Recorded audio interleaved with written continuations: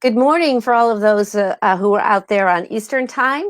My guest, Alice Hendricks, is joining us today from the UK. I want to welcome you. I'm Debbie Leno, founder of Luma Life Coaching and also the creator of The Ageless Woman. Thank you for being here. Today, I'm so excited about having this talk with Alice. The title of our interview is called A Good Life Isn't a Seamless Life. And that is so true. Life is not perfect. And I love how Alice journeyed through her life, the challenges that she was faced with, an age of great discrimination amongst women, especially in the workplace. And so she has a wonderful story to share. And I'd love to open it up by asking her, where would you like to start, Alice? You have an incredible journey starting from the beginning with having a difficult home life. Take us from there. Thank you for having me, Debbie. It's really a privilege. Now, the difficult home life, I was blessed with a very strong and, shall I say, righteous father who could think very clearly about things, and he knew how to keep the reins in hand. In contrast to that, my mother was 9 years younger than him. She was, well, let's say she showed bipolarity later on. It was not as if she was like that right from the beginning, not that I know of, but they started off on the wrong foot, the two of them. My father didn't really wanted to marry her. She wanted to marry my father. He was a teacher at her school when she was 17 years old. And he then left that school, which was in a small town, for a bigger town where I grew up. And when he was to leave the school, she asked him if she wants to go with him. And he said, but he can't take her along and just leave her there in the city. And she said, but then marry me. Now, when I can help knowing from, the past how she was, I can imagine that it was very difficult for him eventually to say no. And that was how it started. It was not a good foot to start on. That meant when I came into the world, I had a mother who was 19 years old. Absolutely inexperienced as far as life is concerned, and only with limited schooling, because she left school at the age of 16 or 17, at the age of 17. My father, 9 years older, he started working when he was 14. He did all his schooling after 14 by self-study after hours. And his first job was delivering telegrams. If people still know what telegrams are, he delivered telegrams on his bicycle. And from there, he promoted himself by studying in the evening until he eventually could go to the university, after first to the teacher's college. And after he qualified as a teacher, he also studied part-time until he could complete a master's degree in sociology. So he was I won't call him a go-getter. He had perseverance, and he was goal-directed, although he did not have the personality of a go-getter. But he was very desirable. So you, by your early teens, the marriage started to get pretty difficult. Your life became more challenging towards your teenage years, into your teenage years. Well, I noticed that things were very wrong around about the time I was 11. And then my mother became addicted to prescription medicine, and later on, it just took over our lives. And it was after so many suicide attempts that the psychiatrist actually suggested that she work out, outside of the house, that she must get somewhere, some sort of a job so that she can get away from home, from being alone during the daytime. And she tended to very much, sit and talk to herself all the time instead of being busy with other things. So she talked herself into a lot of trouble. But now that was the solution on the one hand, but not on the other hand, because the moment she came back from work, she absolutely poured her heart into her work. She was a sales lady at a pharmacy, but when she came home, that of course caused real problems, because it was a contrast between work and home, and she would, the moment that she set foot in the house, she would already take some drugs, and then by 7 or 8 in the evening, she was, so doped that she didn't know what she did. But that was the time that she would go into the kitchen and make herself a snack or whatever, fall to the floor. My father had to get her to the bed, and in the process, she would attack him with a knife and that kind of thing. So that was really difficult. It was as if she had 2 or 3 persons living inside her head. But she didn't have a multiple personality, not at all. But it was just under different circumstances. She was so different in her reactions and in her behavior that it was absolutely, not possible to really function normally next to her. And then she got involved in an affair, and actually left my father on grounds of the affair. But I had an idea that was a smokescreen, because at that stage in South Africa, there was to be a guilty party if people wanted to get divorced. And my father wasn't guilty of anything that could cause a divorce, so she made herself guilty so she could get out of the situation. So would you say that your life, once you had the stable influence of your father, did that help shape you into where you were going to be going, and how hard you worked, and the things that you achieved in your earlier life, coming into early adulthood? You had the stable force of your dad, correct? Yes, I had a very good example in my father. I had his support. He was stable, as you say.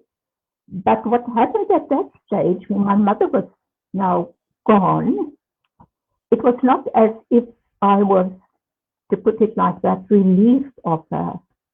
It was expected of me to visit her. So when I, the next year, went to university and I got my driver's license, I visited her at least once a week. And that wasn't enough for her. I had to go more often.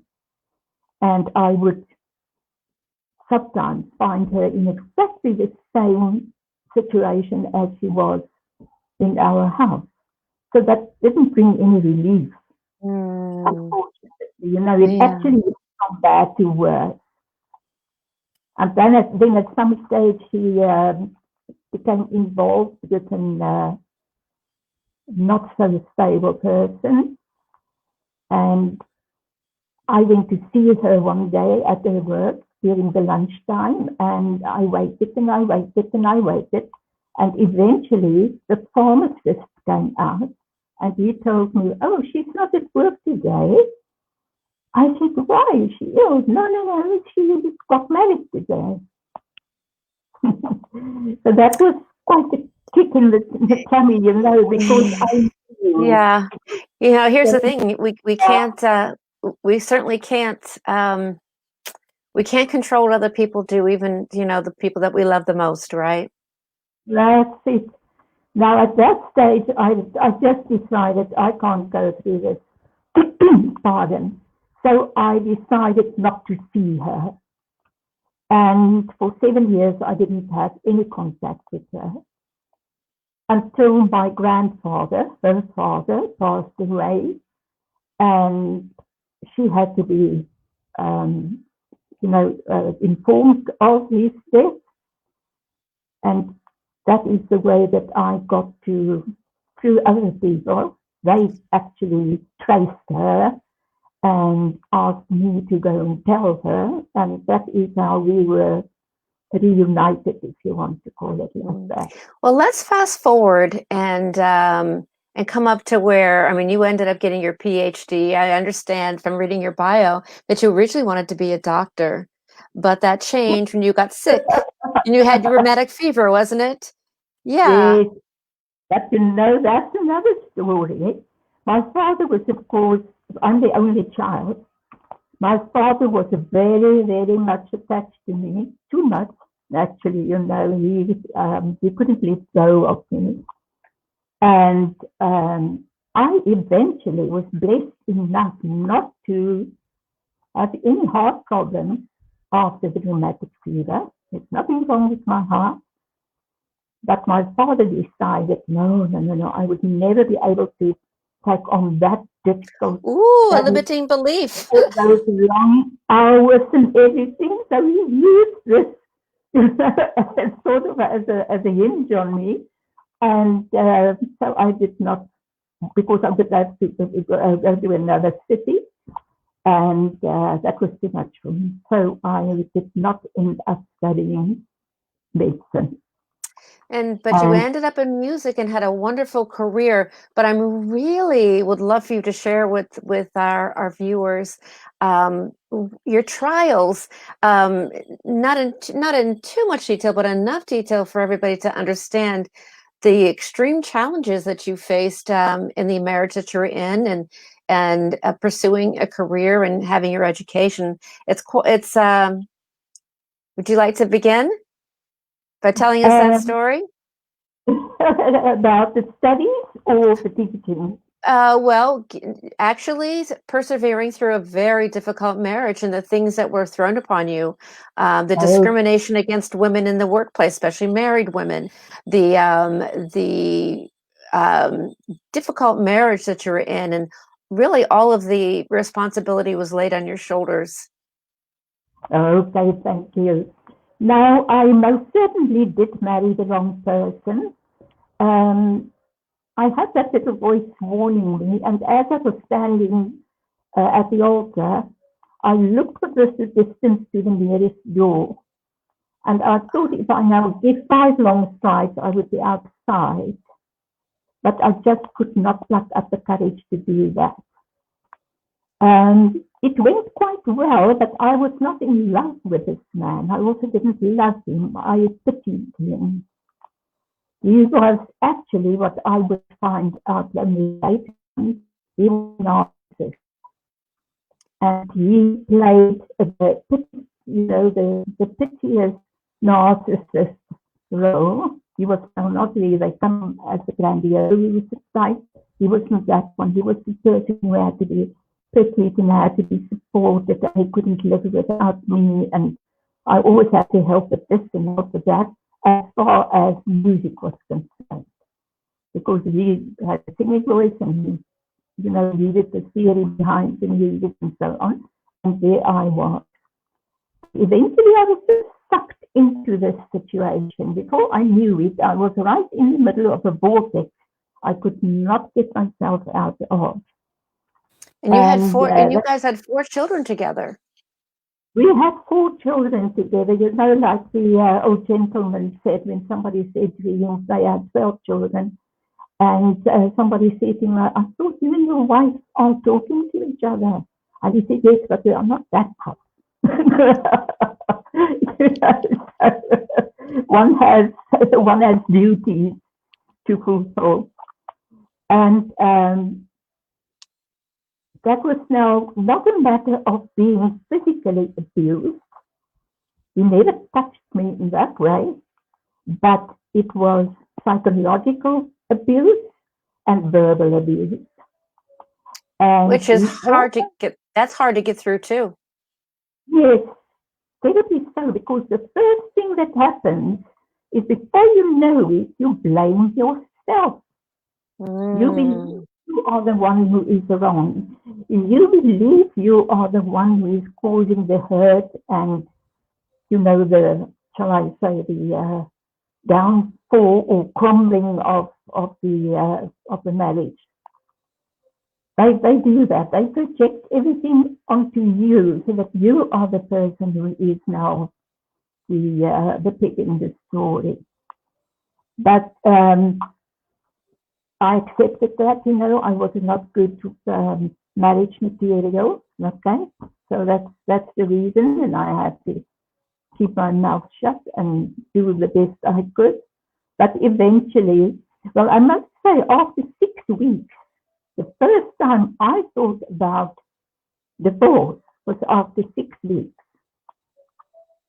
But I was so afraid of hurting my father that I did not walk out of the marriage.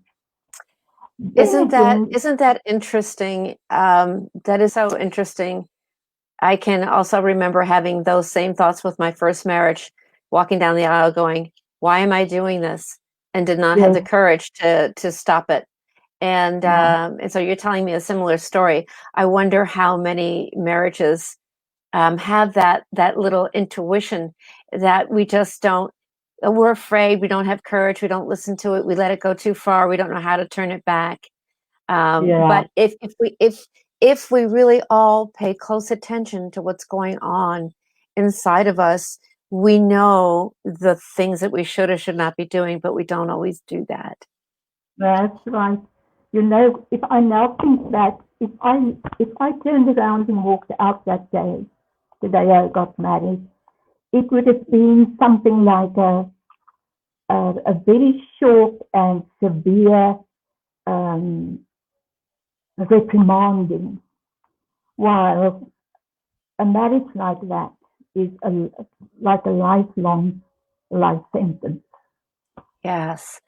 Well, and really the good thing that came out of it was you have 4 great children that you're very proud of today. Yes, I have the 4 most marvelous, in my eyes, like every mother, I have the most marvelous children. And I do respect them so much for the little they had, because I could, for instance, not send them to university, and how they absolutely persevered under the most difficult circumstances. Oh, sure. They were abused. In your bio, I read, and I didn't put everything into the post about your bio, but it really intrigued me. I mean, that you were, looking for bottles and selling bottles just to feed your kids. Everything that every we call South African money is called rand and cent. So every cent that I brought in at the front door, he grabbed and, wasted it at the back door. I had money for one day, and that was now what we would call payday. Then I would go, and why I did it, please don't ask me. But he had so much debt, and I would go around and pay his debt to him. I shouldn't have done that. No. But I wanted to keep him out of jail. Oh my goodness, the things that we do. Yes. Oh my goodness. But I felt so sorry for my children for having to say my father is in jail. But you did whatever you could to protect them. Mm-hmm. And in the meantime, I made life so difficult for them. But I did not realize that. I had the idea that my children need a father, even if it's not a good father, but they need a father. Little Well, did I you had know. a great father. You had a wonderful father, and you were expecting the same for your kids. That's it. And I so hope that at some stage this man would mature, or his eyes would open, or he would decide to change. I don't know, but nobody told me they don't change. So now I know it's We like a find that out. wonderful. We don't know that when we're young. We give them the best of the Oh yeah, doubt, right? I'm so sorry. Oh, I didn't know myself sooner. I could have warned myself. But in any case, so I carried on because of and for the sake of my children. Until this one day, I decided now enough was enough. And I got my children together. That's actually do we have time that I can just give you a quick background on this? Why I took the decision or how it came along. I will keep it as short as I can. I went with two other friends to another friend's wedding. We had to leave on the Friday because it was a morning wedding and we wouldn't be able to get there in time if we only traveled on the Saturday because we had to be there at 7 already to get ourselves ready for this thing. So we slept over at the neighbor's house of the neighbors of now the bride's parents. A mansion of a house and the most beautiful garden like a park. We each had our own bedroom, but we shared a bathroom. I was really awake really early, and I thought, okay, now if I get dressed and use the bathroom, get myself out of the way, then they can use the bathroom at their leisure. In the meantime, I saw there was a little sort of a tiny sitting room there, and amongst other things, there were books in a book holder next to a more like a magazine holder next to the chair, and in that holder there was a book, tiny book, not thick, with the title. It was now in Afrikaans, but the title meant, God, I need to speak to somebody. And I read through that book speedily. And I sat there and I looked out on this park-like garden with the birds singing in the trees. And I just thought to myself, what am I going back to this this is your afternoon? aha moment. That was your aha moment. That was Yeah. my aha moment. Reading that book about if anything is not right in your life, speak to the Lord. And I thought to myself, well, when I get home, I don't know if there will be food on the table because I so often, as you mentioned, had to go and pick up empties so that I could hand those in at the cafe and get a few cents so that I could at least buy bread or half a bread, whatever. And that is when I decided this is the end of the road. And you drew your line in the sand, and your life changed in 2 weeks. That's it. I simply locked the door to my heart, to my mind, when I got home that evening. Well, it was late afternoon. I was very aloof, but I thought, okay, I have to be like this because I am preparing myself for a very important conversation tomorrow. When you're done, you're done. That's it. So Sunday morning we went to church as usual. And on our way home from the church, I said to my children, now listen, when we get home, we must quickly prepare our lunch. And then afterwards, I want you to go and keep yourself busy because I want to speak to your dad. Now, my children have very different temperaments. So I had to handle it in a way, all of them could handle it. But in any case, the long and the short of the story is I gave the man the choice of what are you going to do in the short run? What are your plans for the medium term and long term? And he started off because he was, most of the time, he was out of a job. From the 19 years that we were married, for 11 years, he was jobless. So he came up with one of these pipe dreams again, you know. He built the castles in the air and I had to paint them.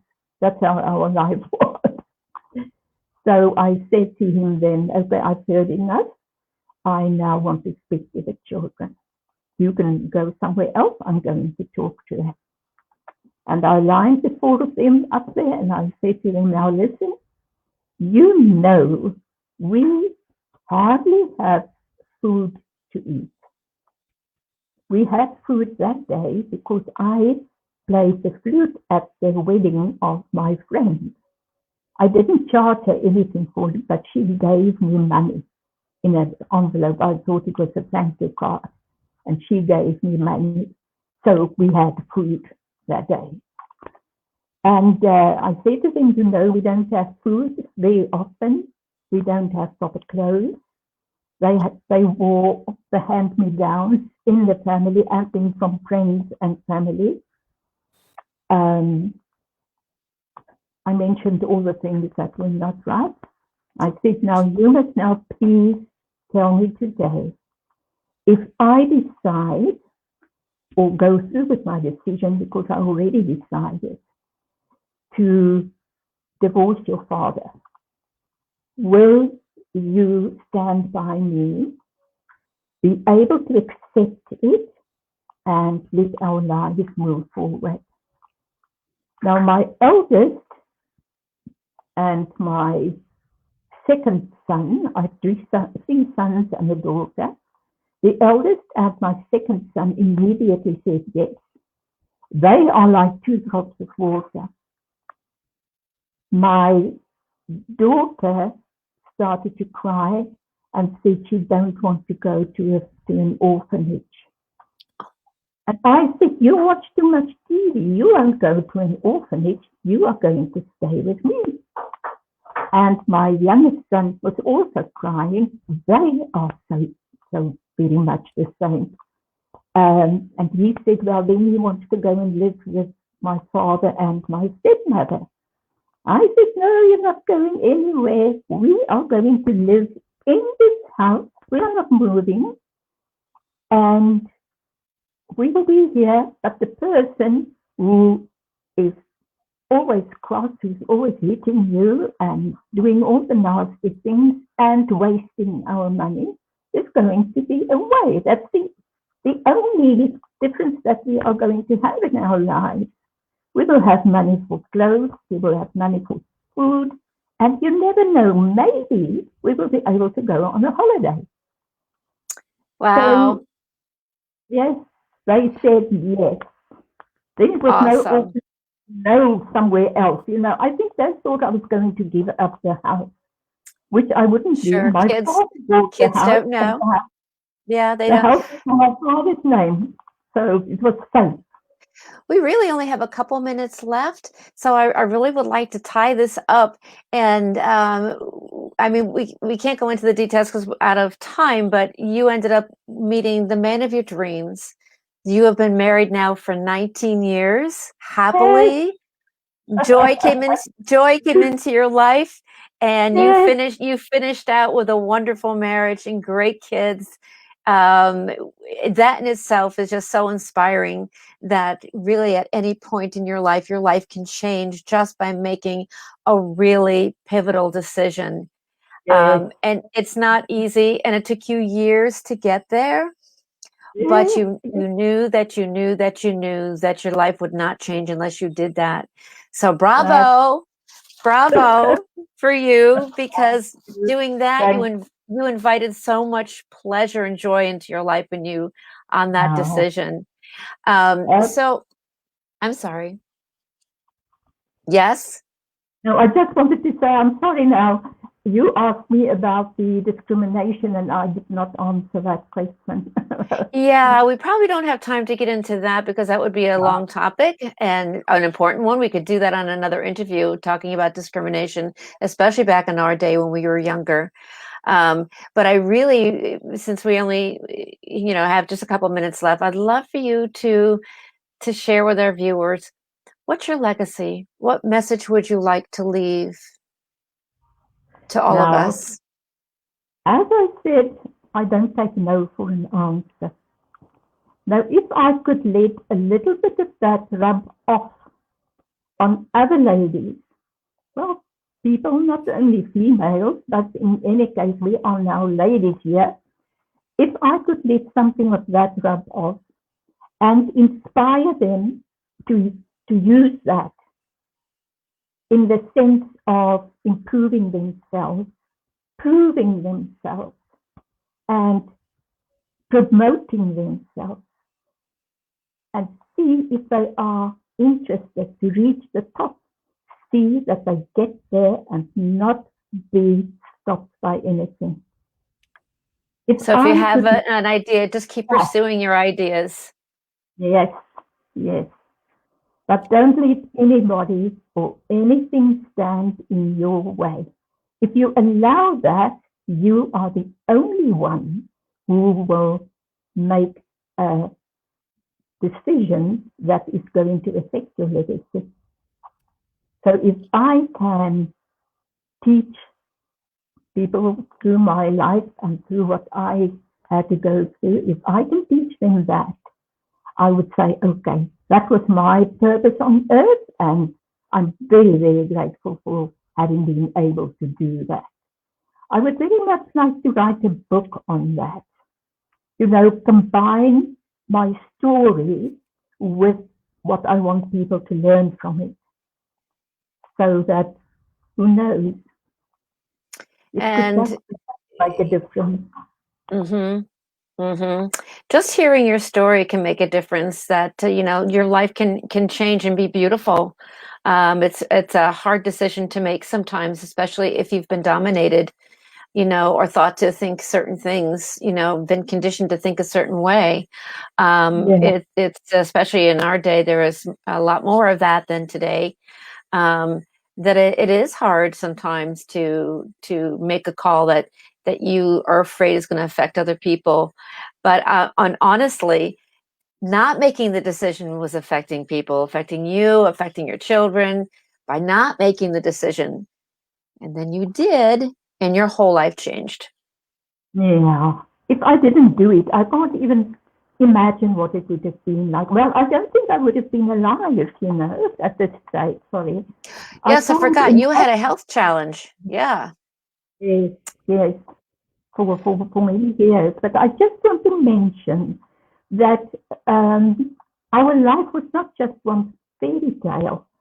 My dearest husband and myself, we also had our hardships. We also went through difficulties. He was seriously ill at some stage, but we got through it together. And then when I became ill, he looked after me. He cared for me. He was my nurse. He was my carer. He was my husband. He just did everything for me. He learned to cook, and he now cooks so well for a few years already, that I don't even go into the kitchen. Oh, you found love. Yes. You found love, and you found love, and you stayed in love. That is so sweet. Yes, absolutely so. I just want to make sure that the record is straight, that we didn't just have paradise, not at all. We had our struggles together, but that makes the difference. We had to tackle it together, and we conquered it together. That's beautiful. I'm now sort of in the last part of that, shall I say, struggle. I don't want to call it a struggle, but I am now working towards earning enough money so that my husband can really, really now retire, and concentrate on his art. He is now with 2 years that he's been painting, and he enjoys it so much. And I want Oh, to, yes, I want beautiful. to give an opportunity to not work and just concentrate on his art. Isn't that beautiful? That's so Yes, cool. Alice, we're going to have to wrap it up. I'm so delighted that you were willing to share your story and your time with us. thank Truly. you. I just wish you guys well. Hey, if anyone out there would like to talk more with Alice, or you resonated with something that she said, and you'd like to, converse with her, she's one of the members in our group. You can easily reach out to her, Yes, and most she's also certainly. she's also a MAP practitioner, fellow MAP practitioner. I Oh call well. myself I shouldn't have said it, but I call myself a brain trainer. Oh, there you go. I like that. Yes, I that is, it's all use about the brain brain. training. Yes, that's very good. Well, thank you so much for those of you who were able to join us live. Let's see, it tells me that somebody joined us. It says hi, Debbie and Alice, but it doesn't have a face. It says Facebook user. So whoever you are, thank you for tuning in. Glad that you kept with us. And for those of you who were not able to, I hope you can catch some of the replay. Thanks again, Alice. Have a wonderful rest of your day. Thank you. Thank you, Debbie, and you. Thank you. Bye now. Bye-bye.